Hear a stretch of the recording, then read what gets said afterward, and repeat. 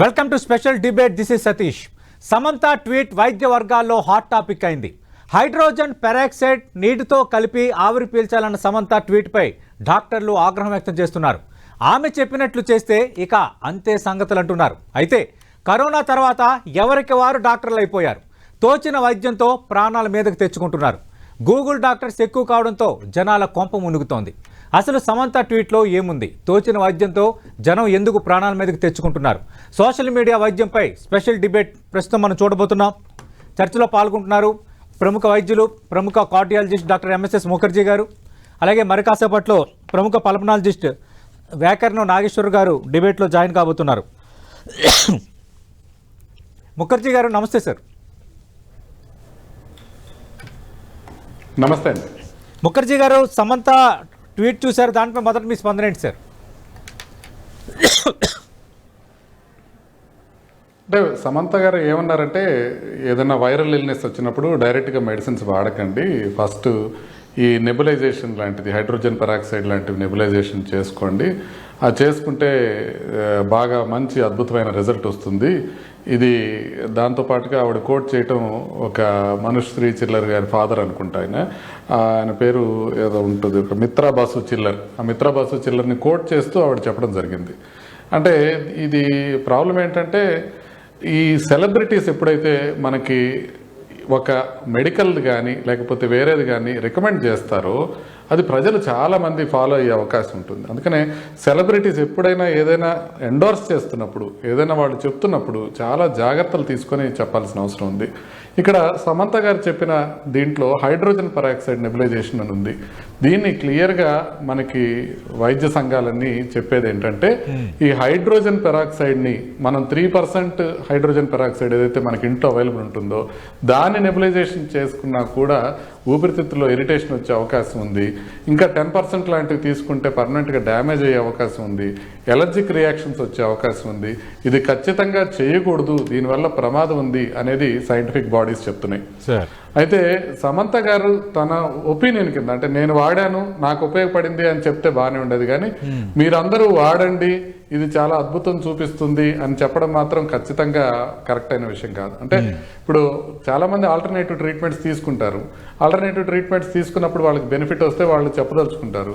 దానికి వాళ్ళ ఇష్టానుసారం వాళ్ళు మాట్లాడుకోవచ్చు. ఎందుకంటే ఒక స్పీచ్కి మనం ఫ్రీడమ్ ఇచ్చే అవకాశం ఉంటుంది. అయితే మీరు వాడండి అని చెప్పడం ఒకటి, తర్వాత ఇది వాడటం వల్ల ఒక మిరకిల్ జరుగుతుంది అనేది చెప్పడం రెండోది, మూడోది మెడిసిన్స్ వాడకండి అని చెప్పడం, ఇది చాలా వివాదాస్పదమైన వివాదం. ఆ తర్వాత దాన్ని కాల్అవుట్ చేసినప్పుడు, అంటే అబ్బి ఫిలిప్స్ అని ఉంటారు సోషల్ మీడియా ఇన్ఫ్లుయెన్సర్ డాక్టర్ గారు, ఆయన ఇది క్లియర్గా చెప్తూ ఇది ఆల్మోస్ట్ సమంత గారిని ప్రిజన్లో పెడతారు ఇంకొక దేశంలో అయితే, ఇక్కడ ఇష్టం వచ్చినట్టు అందరూ మాట్లాడుతున్నారు, ఎవరు పట్టించుకునే వాళ్ళు లేకుండా పోయారు అని అంటే, ఆమె దానికి రిప్లై ఇస్తూ ఒక డాక్టర్ గారు ఇలా నన్ను ప్రిజన్లో పెట్టమని అడగటం జరిగింది.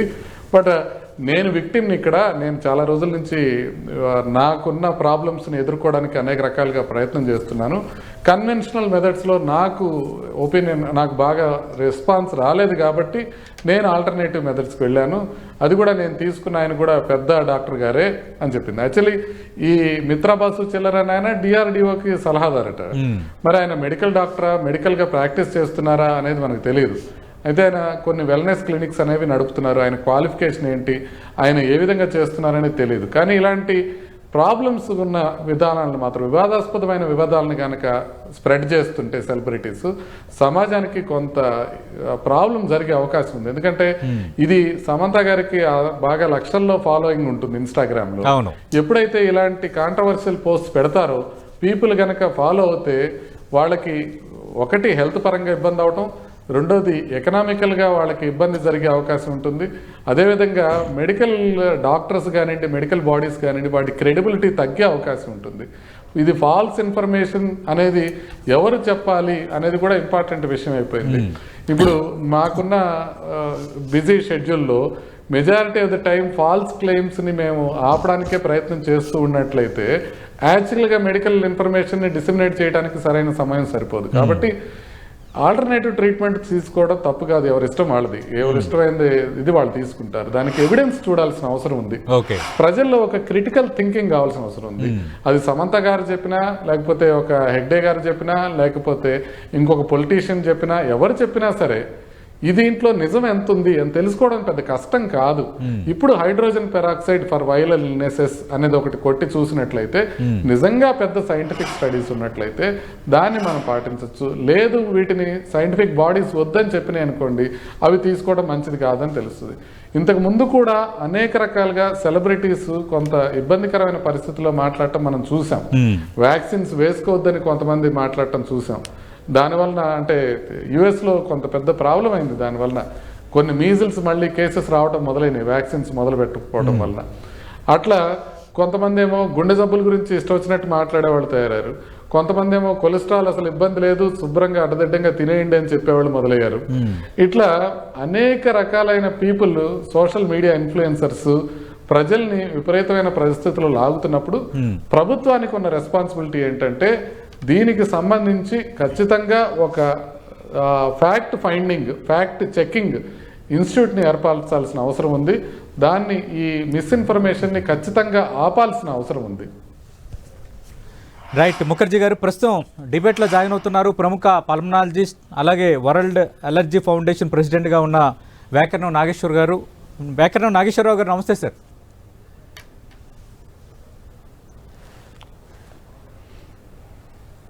సార్ మ్యూట్లో ఉంది సార్.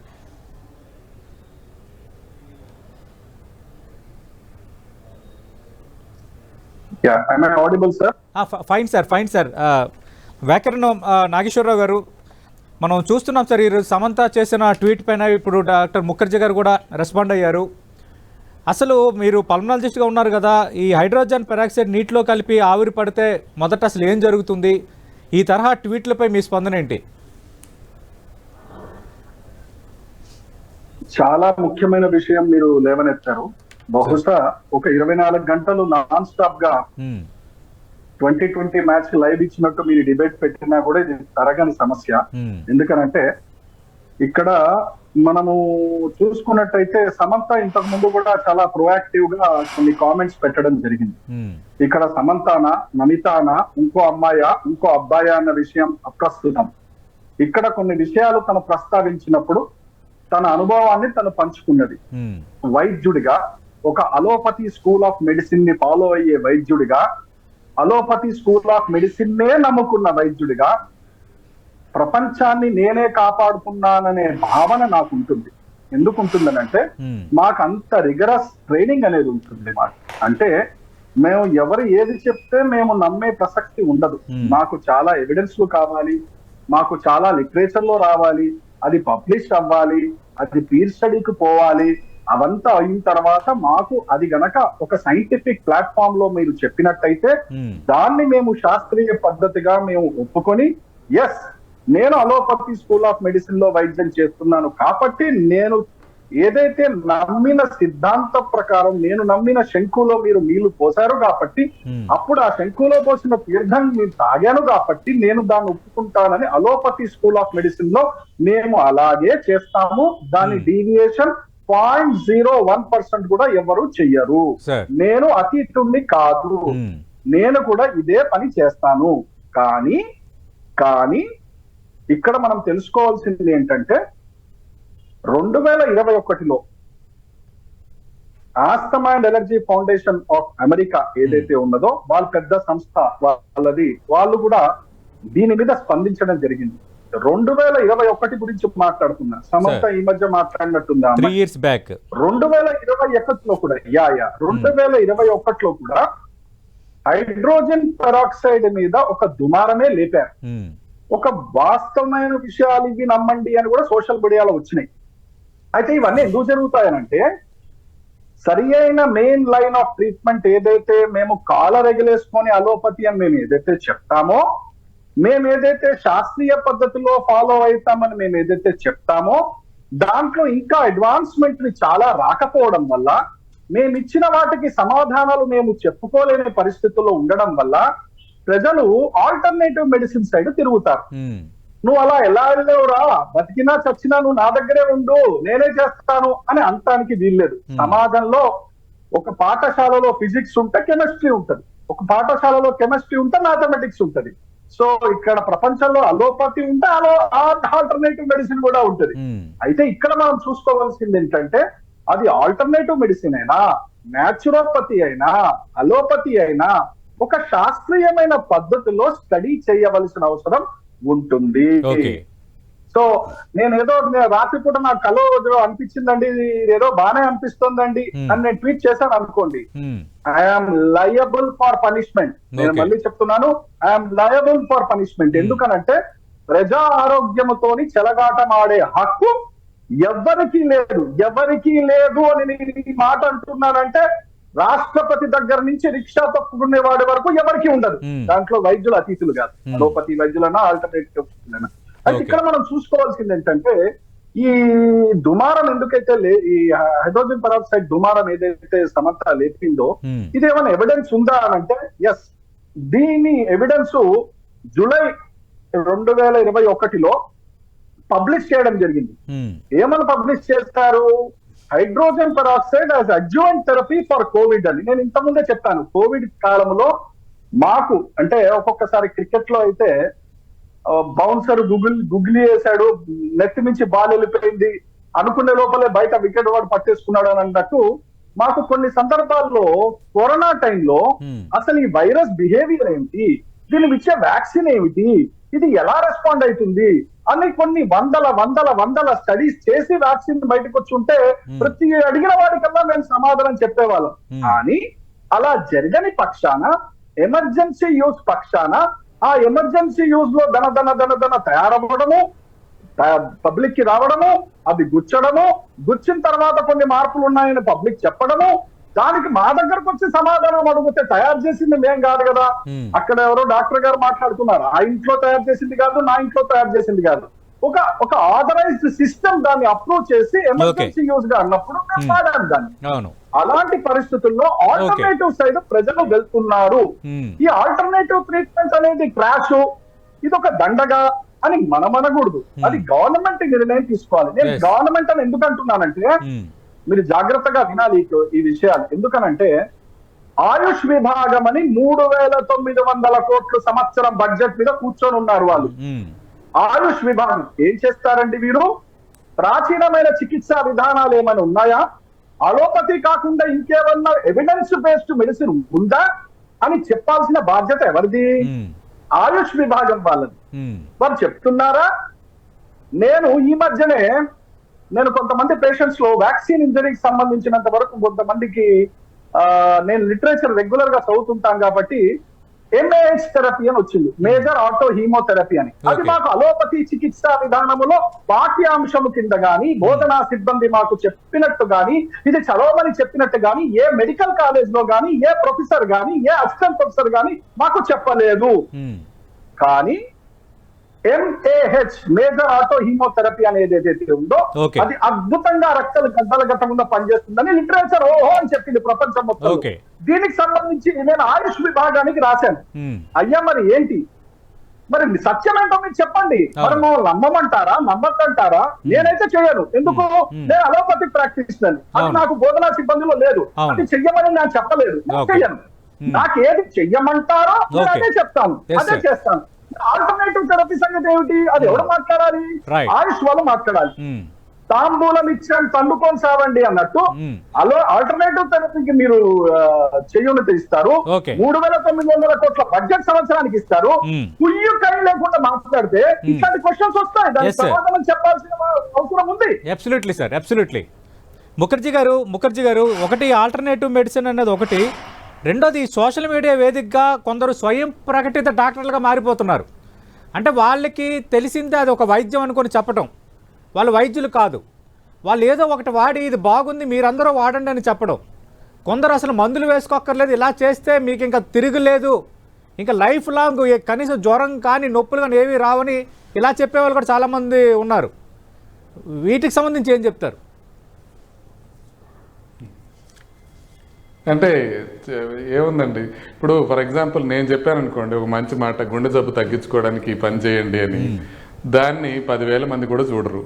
అదే మీరు చెప్పిన వాళ్ళగా ఉన్నారనుకోండి, ఒక ఇలా చేయండి, అలా చేయండి, కూర్చొని లేవండి, లేకపోతే ఇలా కొట్టండి, గుండె జబ్బు రాదు, లేకపోతే గుండె జబ్బు వచ్చినప్పుడు దగ్గండి పోతుంది అని ఇలాంటిది ఏదైనా పెట్టారనుకోండి, ఒక యూట్యూబ్ వీడియో చేసి జస్ట్ కాకరకాయ రసం తాగంటే మీకు గుండె జబ్బు రాదని చెప్పారనుకోండి, దానికి ఒక 9-10 లక్షల మంది చూస్తారు. అంటే ప్రజల్లో ఎట్లా ఉంటుందంటే, మనకి ఈజీగా తగ్గిపోయేది, మన కళ్ళ ముందు తగ్గిపోయేది, మనకి ఇంట్లో దొరికే సామాన్లతో తగ్గిపోయేది, ఇలాంటి వాటి మీద ఆశ ఉంటుంది సహజంగా. మిరకల్ క్యూర్స్ మీద ఆశ ఉంటుంది. దాన్ని క్యాష్ చేసుకునే వాళ్ళు చాలా మంది ఉంటారు. అంటే ఇక్కడ సోషల్ మీడియా ఇన్ఫ్లుయెన్సర్స్లో 2 రకాలు ఉంటారండి. ఒకటి సమంత లాంటి వాళ్ళు. నేను సమంతకి గారిని నేను చూసినప్పుడు ఆవిడ మంచి ఉద్దేశంతోనే ట్వీట్ చేసినట్టు అనిపించింది. ఆమె మేము మోసం చేద్దామని కానీ, హైడ్రోజన్ పెరాక్సైడ్ బాటిల్స్ అమ్ముకుందామని కానీ ఇట్లా చేయలే ఆవిడ. దానికి జెన్యున్గా ఆవిడకి కొంత బెనిఫిట్ కనిపించినట్టు అనిపించింది, ఆమె అందరికీ చెప్పింది. కాకపోతే అది తప్పు. ఈవెన్ సిఓపిడి ఫౌండేషన్ కూడా క్లియర్గా చెప్పింది ఇది చేస్తే ప్రాబ్లం అవుతుంది అని. కానీ ఆవిడకి తెలియక ఆవిడ అందరికీ చెప్పడం జరిగింది. కాకపోతే ఆవిడ చెప్పిన విధానం మాత్రం తప్పు. ఎందుకంటే నేను ఇట్లా వాడాను, నాకు బెటర్ అయిందని చెప్పడం ఒక రకం, మీరు వాడండి ఇది మిరకల్ క్యూర్ అని చెప్పడం 2వ రకం. ఆవిడ ఈ 2వ రకంగా చెప్పారు, అది పొరపాటు. ఇక 2వ టైప్ ఆఫ్ మీడియా ఇన్ఫ్లుయెన్సర్స్ ఉంటారు. వీళ్ళు ఏంటంటే కొంత వ్యూస్ కోసము ఎంగేజ్మెంట్ ఫార్మింగ్ అంటారు. అంటే ఇట్లాంటివి చెప్తే ఎక్కువ మంది చూస్తారనమాట.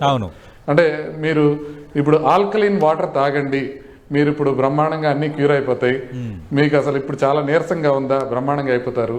లేకపోతే మెగ్నీషియం తీసుకోండి, మెగ్నీషియం తీసుకుంటే మీకు బాడీలో నొప్పులే రావు. అంటే ఇక విపరీతమైన క్లెయిమ్స్ అనమాట. అంటే ఇక మనం చెప్పడానికి రోజు చేసుకుంటూ పోతే నాకు ఇదే పని సరిపోతుంది 24 గంటలు. ఇవేంటంటే ఒక ఎంగేజ్మెంట్ ఫార్మింగ్ అనమాట. వాళ్ళకి ఎక్కువ వ్యూస్ కానీ ఎక్కువ ఫాలోవర్స్ కానీ వస్తే వాళ్ళు తర్వాత ఇన్ఫ్లుయెన్సర్స్గా మారి వాళ్ళ తోచిన రీతిలో వాళ్ళు కొన్ని ప్రోడక్ట్స్ని ఎండోర్స్ చేసుకుంటారు, వాటికి డబ్బులు తీసుకుంటారు. సో ఇలా చేయటం అనేది 2వ బ్యాచ్ ఉందన్నమాట. సో ఇలా ఈ 2 రకాలుగాను పబ్లిక్కి ఇబ్బంది జరిగే అవకాశం ఉంది. మనం అనుకుంటాం అవుట్ రైట్గా డబ్బులు తీసుకొని చెప్పే వాళ్ళ వల్ల ఎక్కువ నష్టం జరుగుతుందేమో అనుకుంటాం, కానీ కాదు. ఇప్పుడు సమంత గారి లాగా ఎవరైతే జెన్యున్గా కనిపిస్తారో, ఈవిడ బాధలోంచి వచ్చింది ఇది నిజం అని అనుకుంటారో, వాళ్ళ వల్ల ఎక్కువ నష్టం జరుగుతుంది. అందుకనే వాళ్ళు ఎక్కువగా జాగ్రత్త తీసుకోవాలి, వాళ్ళకి ఎక్కువ రెస్పాన్సిబిలిటీ ఉండాలి, ఒక బాధ్యత ఉండాలి. అంటే ఇప్పుడు ఎవరో ఒక డాక్టర్ గారు చెప్పారు, ఆయన ఏదో యాక్టర్ గారి ఫాదరు, ఆయన డిఆర్డిఓ సైంటిస్ట్, ఆయన ఎంబీఏ చేస్తున్నారు, అంటే ఆయన మార్కెటింగ్ పర్సన్. ఆయన చెప్పినప్పుడు తను కొంచెం ఒక్కసారి గూగుల్ చేసి చూసుకుంటే హైడ్రోజన్ పెరాక్సైడ్ నెబులైజేషన్ అని క్లియర్గా American asthma and allergy foundation చెప్పింది కానివ్వండి, లేకపోతే సిఓపిడి ఫౌండేషన్ చెప్పింది కానివ్వండి, దీనివల్ల నష్టాలు ఏమొస్తాయి. ఒక వ్యక్తికి అయితే ఆల్మోస్ట్ ప్రాణానికి ప్రమాదం మీదకి వచ్చింది. ఒక కేస్ స్టడీ పబ్లిష్ చేశారు. అది తీసుకోవడం వల్ల అలర్జీ వచ్చి ఆల్మోస్ట్ కోవిడ్ లంగ్స్ టైప్లో తయారైపోయినాయి అతనికి హైడ్రోజన్ పెరాక్సైడ్ వల్ల. సో ఇవన్నీ సైంటిఫిక్ లిటరేచర్లో ఉన్నాయి. జస్ట్ చిన్నది గూగుల్ చేసుకుని, అంటే మనం తీసుకునే ముందే తీసుకోవాలి గూగుల్ చేసుకొని, లేకపోతే సైంటిఫిక్ లిటరేచర్ని స్టడీ చేయడానికి ట్రై చేయాలి. అందరూ గూగుల్ చేస్తే అందరికీ కరెక్ట్ అయిన ఇన్ఫర్మేషన్ రాదు, ఎందుకంటే సోర్స్ కరెక్ట్గా ఉందా లేదో తెలుసుకోవాలి. అంటే ఇప్పుడు గూగుల్ చేసినప్పుడు ముందు ఇప్పుడు మీరు హైడ్రోజన్ పెరాక్సైడ్ గూగుల్ చేశారనుకోండి, సమంత గారే వస్తారు ఫస్ట్, ఆవిడ చెప్పిందే వస్తుంది ఫస్ట్. అట్లా కాకుండా సైంటిఫిక్ బాడీస్ ఏమన్నాయి, దీని గైడ్ లైన్స్ ఏమున్నాయి, లేకపోతే రీసెర్చ్లో పబ్లిష్ అయిన స్టడీస్ ఏమున్నాయి అని చూసుకోగలిగితే పర్వాలా. అట్లా అందరూ చూసుకోరు. కానీ సెలబ్రిటీస్ మాత్రం వాళ్ళు తీసుకునే ముందే చూసుకోవాల్సి, అది నెంబర్ 1. వాళ్ళు తీసుకునే ముందు చూసుకోకుండా వాళ్ళు తీసుకున్న, వాళ్ళకి బెనిఫిట్ అనిపించిన 10 మందికి చెప్పేటప్పుడు మాత్రం ఇంకా ఇంకా చాలా బాధ్యతతో వ్యవహరించాల్సిన అవసరం ఉంది. ఇంకొక చిన్న విషయం ఉంది దీంట్లో, చెప్పండి సార్. ఇక ఈ సెలబ్రిటీస్ ఇది ఒక రకం అయితే, కొంతమంది నిజంగా డాక్టర్స్, ప్రొఫెషనల్ క్వాలిఫికేషన్ ఉన్న వాళ్ళు మిస్ఇన్ఫర్మేషన్ స్ప్రెడ్ చేస్తుంటారు. చాలా బాధ అనిపిస్తుంటుంది. కొంతమంది, ఒక కార్డియాలజిస్ట్ ఉన్నాడు, పేర్లు చెప్పడం ఎందుకని చెప్పట్లా, యూకేలో ఉంటారు కార్డియాలజిస్ట్.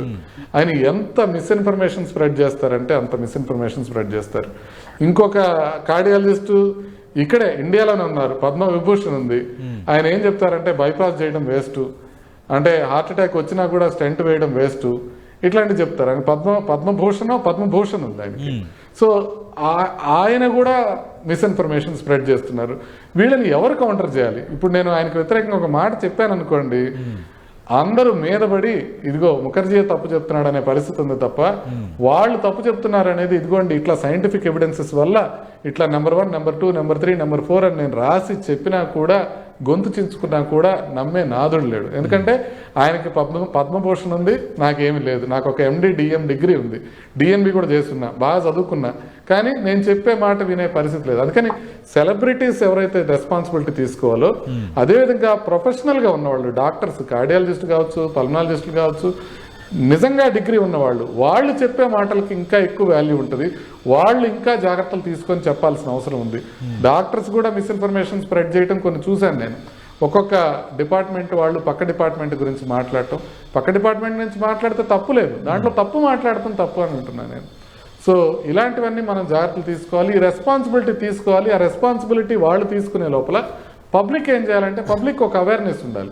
క్లియర్గా సైంటిఫిక్ టెంపర్మెంట్ అనేది పబ్లిక్లో ఉండాలి. అంటే ఒక మాట మీకు మెడికల్గా వచ్చింది, ఇది నిజమా కాదా అని చూసుకోవడం చాలా తేలిక.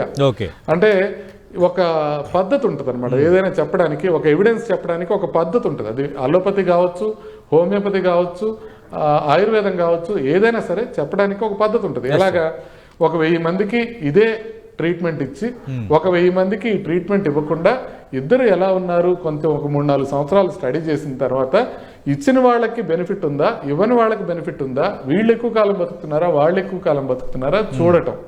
దీన్ని ఏమంటారంటే ర్యాండమైజ్డ్ కంట్రోల్ ట్రయల్ అంటారు. ఇదేమి అలోపతికి సంబంధించిన పద్ధతి కాదు. ఏది చూడాలన్నా ఇలాగే చూడాలి.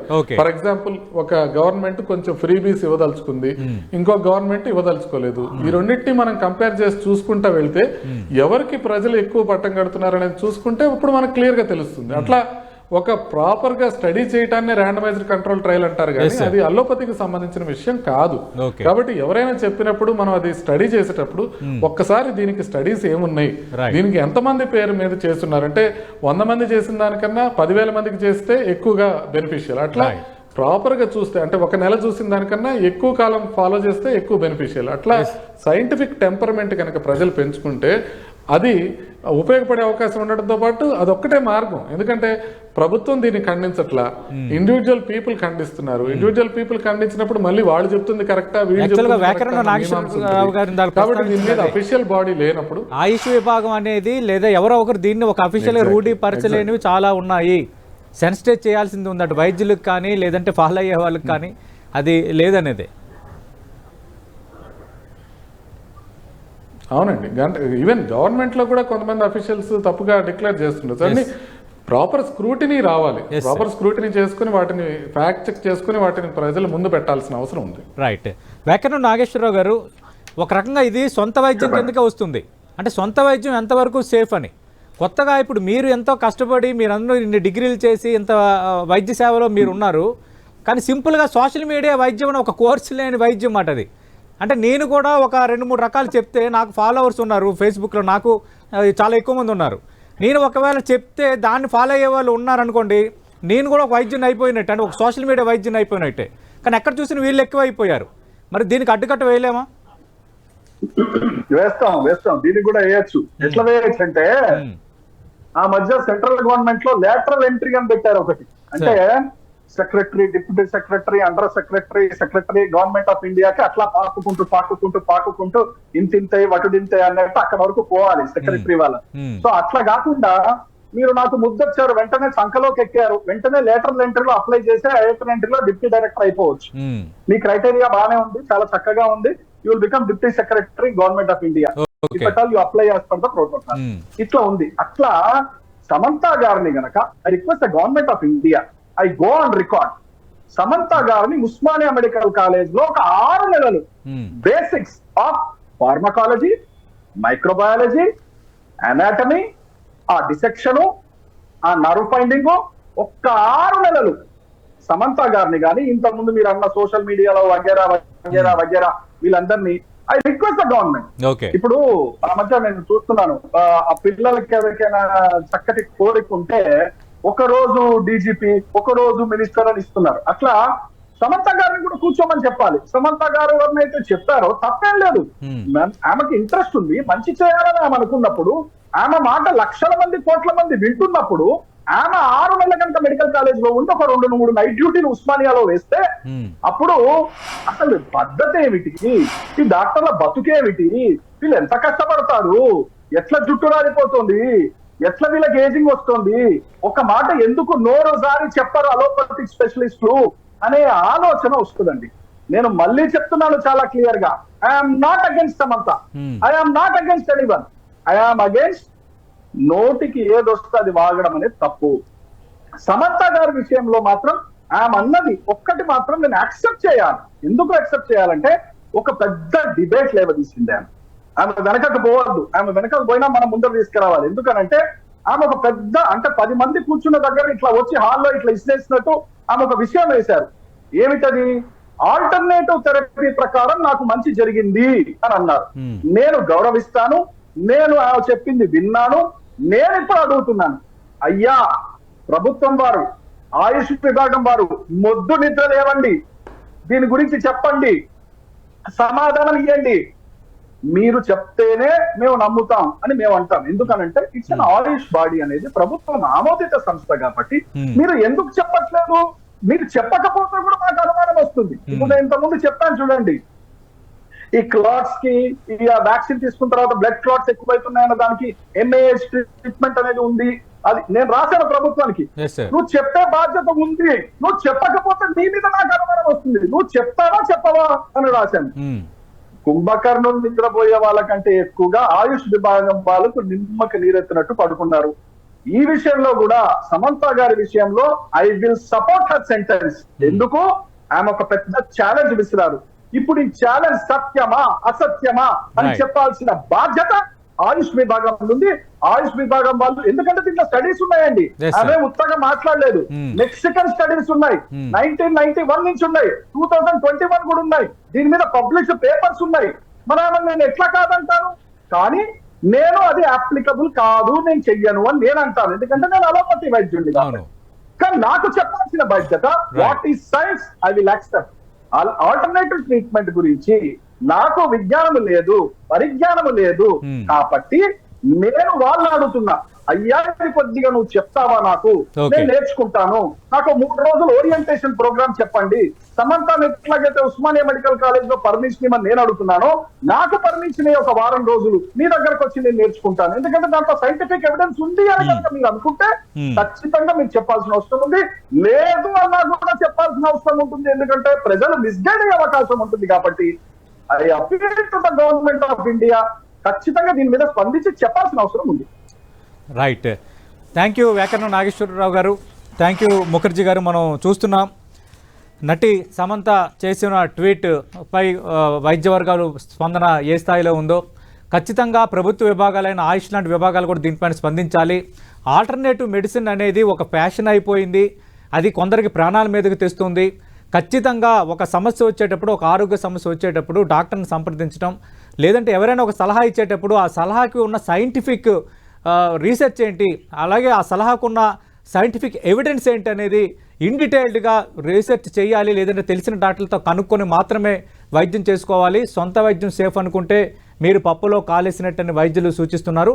మరి సమంతకు సంబంధించి ఈ విధంగా ఆమె చెప్పడం, అంటే తాను వాడాను, నాకు మంచి ఫలితాలు ఇచ్చాయని చెప్పడం వరకు ఓకే, కానీ మీరు కూడా వాడండి అనటంలోనే ఆమె తప్పు కనిపిస్తోంది. ఖచ్చితంగా ఇలాంటి విషయాల్లో ప్రభుత్వ వర్గాలు స్పందించాలని వైద్యులు కూడా సూచన చేస్తున్నారు. ఇది వాటి స్పెషల్ డిబేట్.